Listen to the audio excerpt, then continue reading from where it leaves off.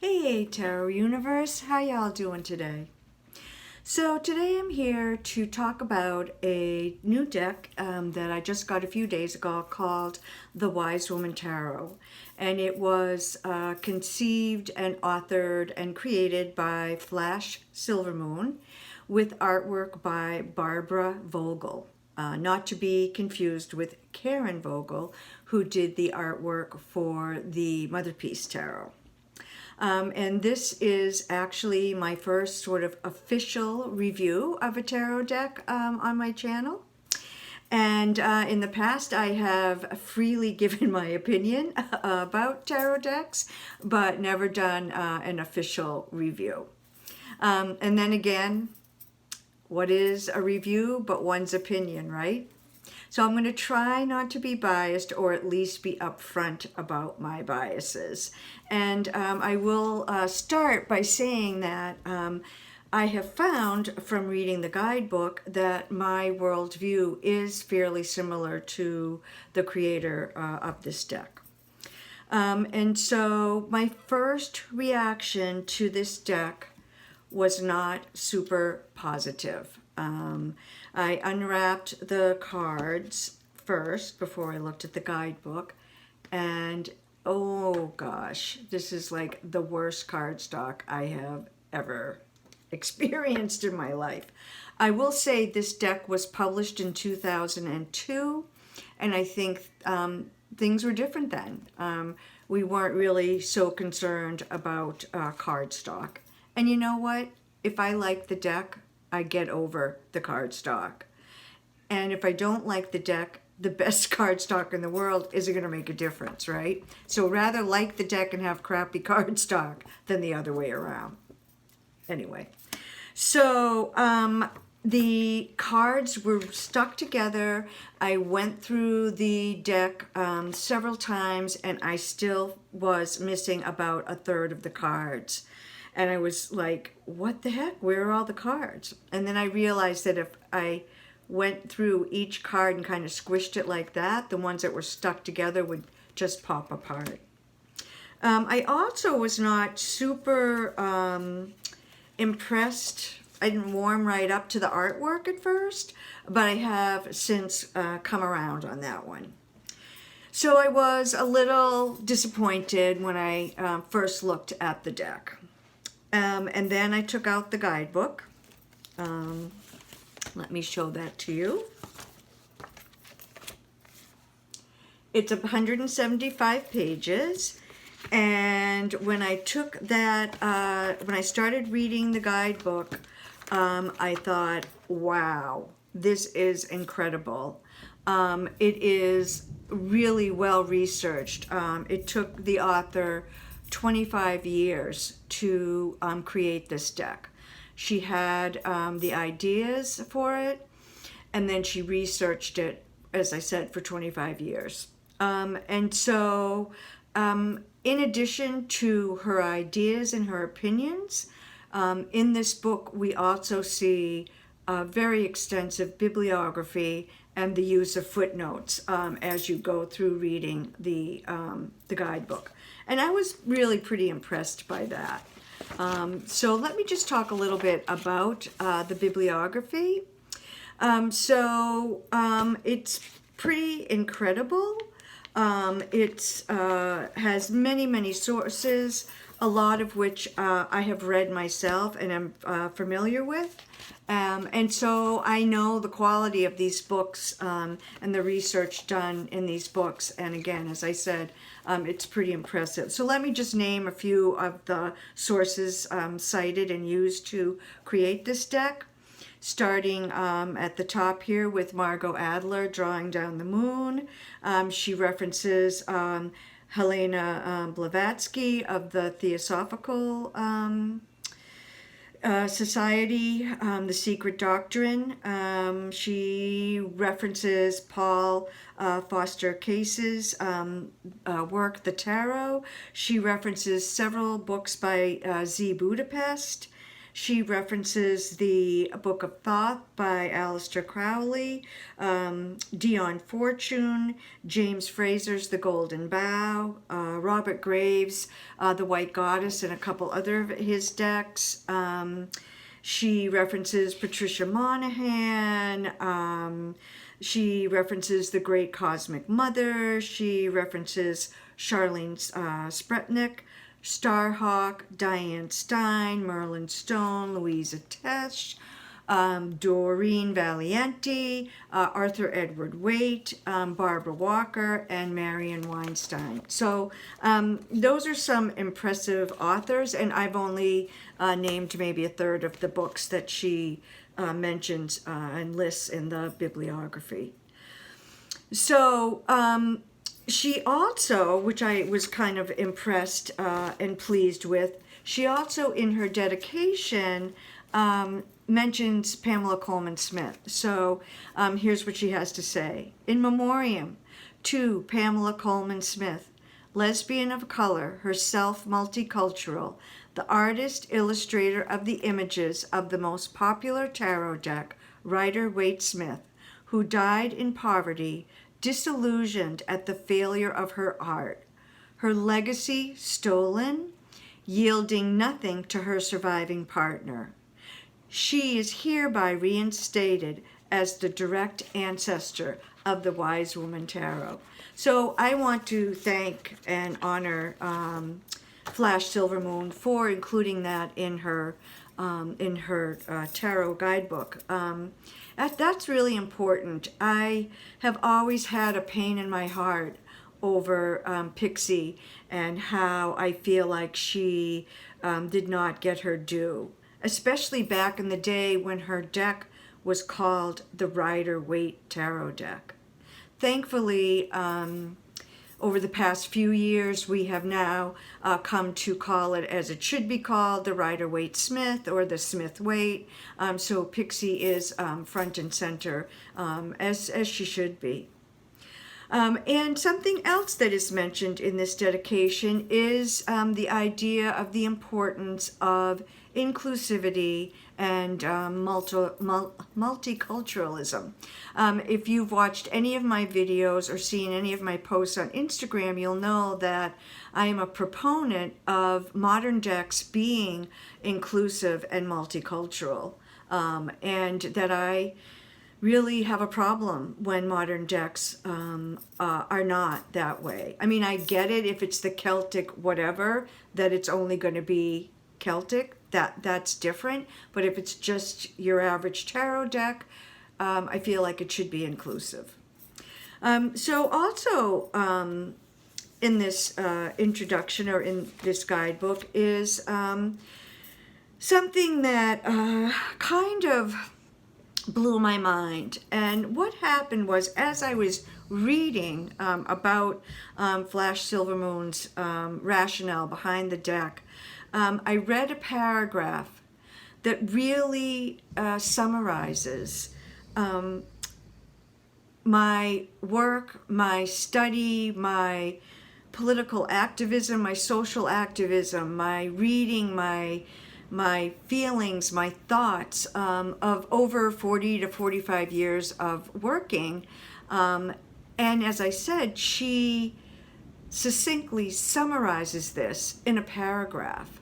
And that was just like a lightning bolt that kind of blew me away and made me really happy. And I thought, oh my gosh, you know, when you try to argue your point or express your point and you're trying to summarize 40 to 45 years worth of studying and learning and acting into a sentence or two, it's kind of hard, and yet it's done here in this guidebook.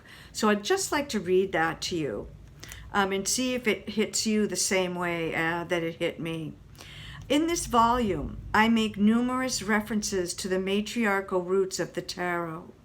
Before I develop this theory further, an explanation of matriarchy is in order. Essentially, matriarchy is a socio-political, religious system where women rule and or mother right predominates. These few words, however, do not adequately express the enormous philosophical chasm that exists between matriarchy and patriarchy.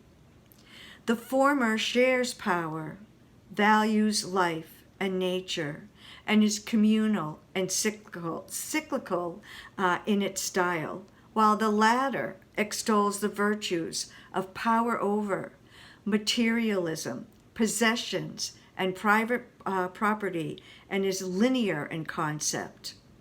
The first is inclusive, while the second is exclusive, exerting itself particularly forcefully in this present moment in history. So that really succinctly describes my worldview and why I am so feeling so that inclusivity and multiculturalism is so important, and why I really consider myself to be matriarchal, not patriarchal. Another thing that this paragraph did for me was it helped me kind of come to terms with a really strong disconnect that I have been having, most particularly in the past, I'd say, 4 years. This has been happening globally, but in particularly in the United States since our 2016 presidential election. And what we have seen here is pretty horrifying and upsetting and devastating. And one of the disconnects that I have had recently has been when I see women at a conservative white supremacist rally, or extolling the virtues of white supremacy and the patriarchy. And then on the other hand, I've had a disconnect, not as great as that, when I have seen men who are kind and gentle and inclusive and loving. And so these two things have been challenging for me to come to terms with over the past 4 years. So I guess it's because I associated women with the matriarchy and men with the patriarchy. And what this paragraph made me realize, and the lightning bolt opened up my mind to realize, is no, there are women who are patriarchal and who benefit and are part of the patriarchy, and there are men who are part of the matriarchy. And so that is why we see, sadly, white women at white supremacist rallies and neoconservative rallies. And we see men at, for example, many of the women's marches that I have been to over the past few years. And so this has helped me come to terms with this real disconnect that I've been having with our culture and with what I've been seeing,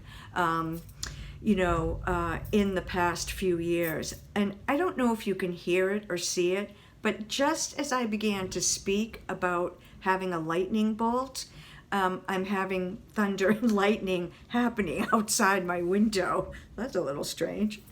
So I think Mother Nature is agreeing with me about this deck.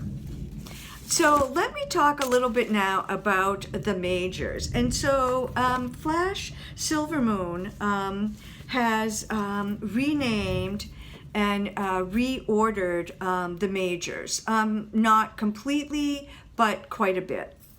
And so let me just show you the majors. So we start off with a 0. This is essence, and it's about birth and beginning. It's represented by mu.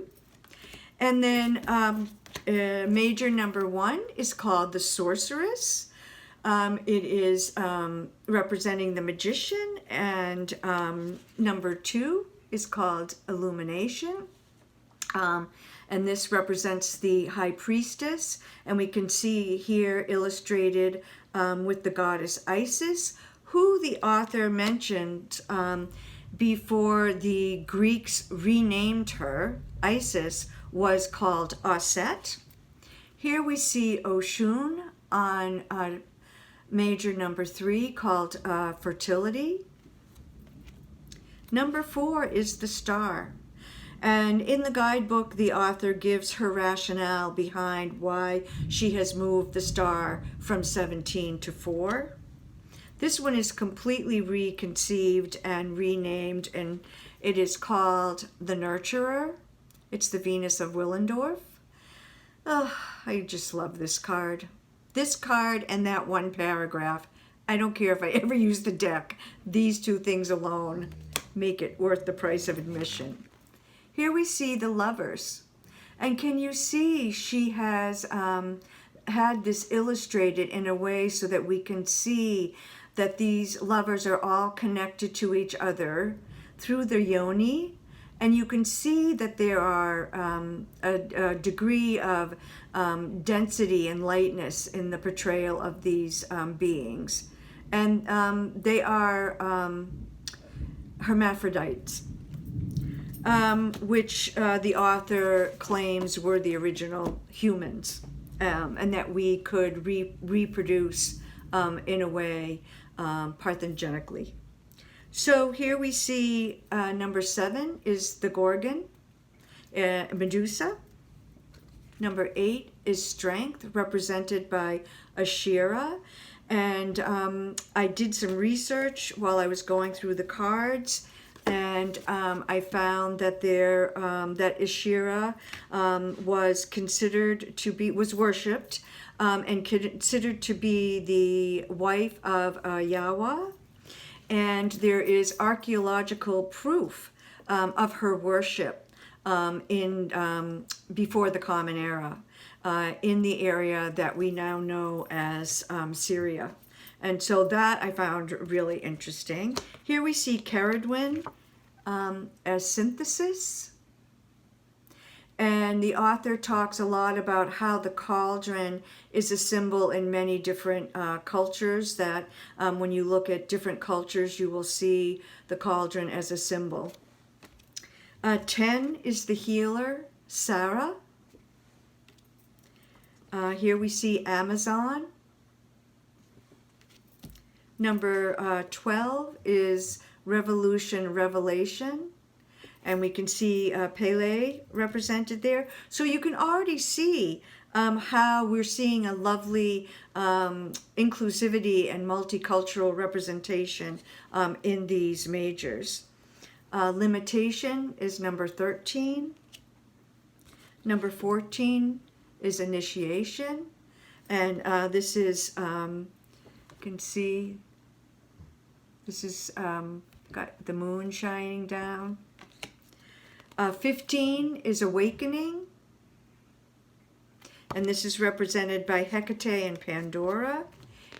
Eshel, the moon, and again she has a rationale for why she's moved the majors around. Amaterasu is on the sun card.